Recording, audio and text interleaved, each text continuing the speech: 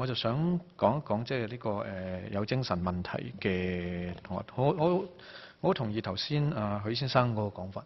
就個分類唔係一個問題嚇。總之我哋就係呢班學生唔好喺遺漏咗我哋必須要咧係俾到一個恰當嘅照顧佢。佢可能咧，我哋可能將呢一個咧歸類入去 SEN 裏頭，即係有特殊教育需要嗰幾類當中，亦都可以將佢抽出嚟。我哋話啊，佢其實唔同嘅咁，但係我哋亦都俾足夠嘅一個支援佢。呢個支援咧，其實亦都應該同即係其他嘅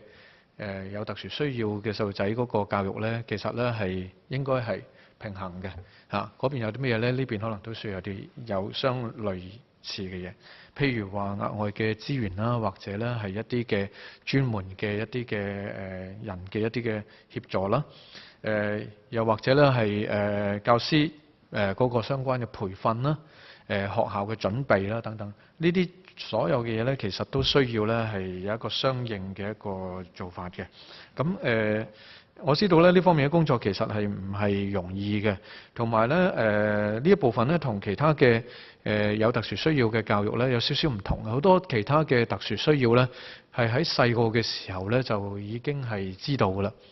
但係精神問題咧係佢可能咧係細個嘅時候冇事嘅，大個嘅時候咧先出現嘅。我自己曾經任教中學啊嚇，咁咧就都見過一啲呢類嘅學生，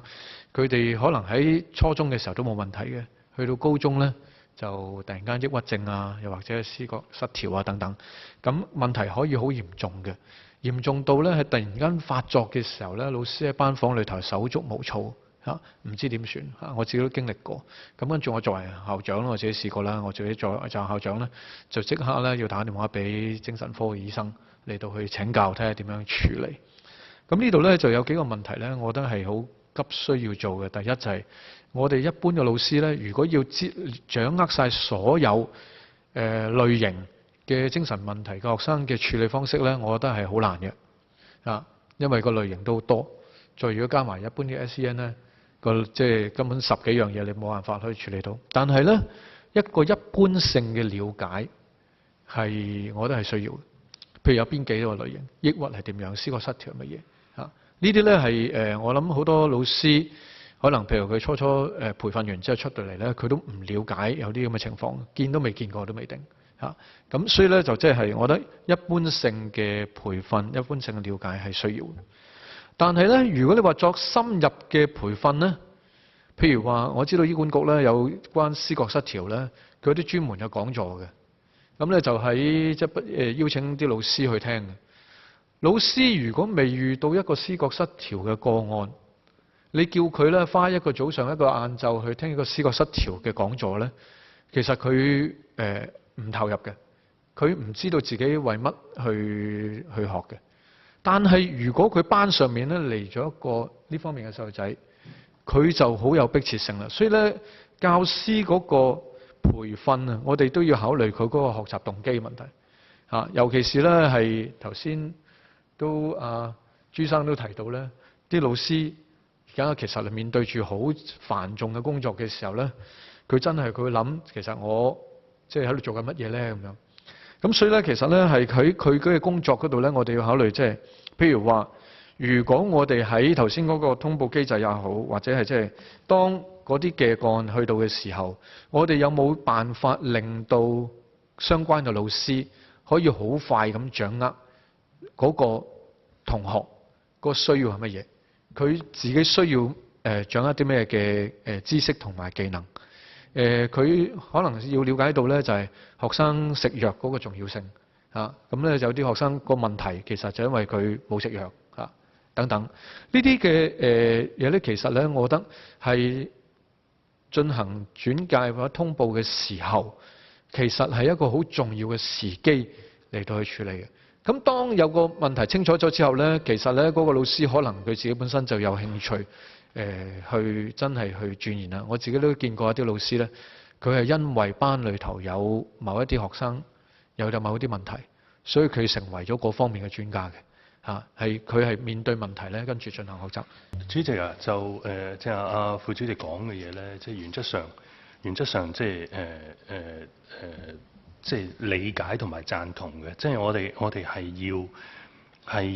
要喺個學校裏邊，喺個課堂裏邊咧，我哋係要即係有嗰個能力去處理同埋照顧好呢啲學生。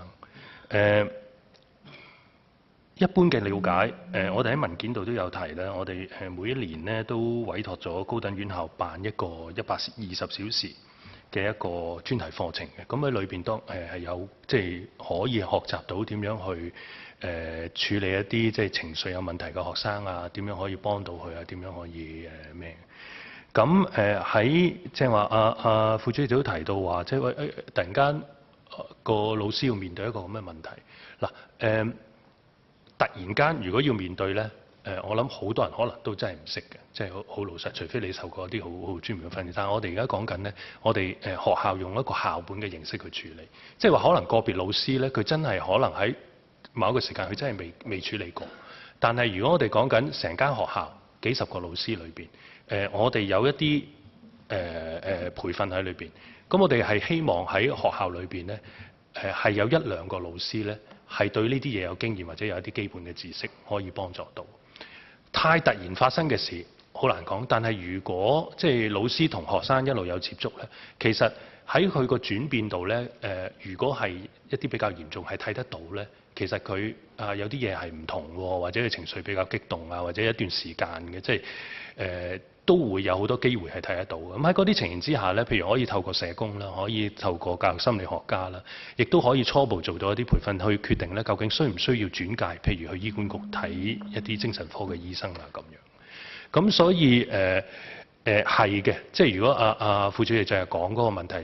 要一個個別每一個老師突然間要去面對一個問題，可能係好困難嘅。但係如果當我哋考慮係全個學校嘅團隊一齊去做嘅時候咧，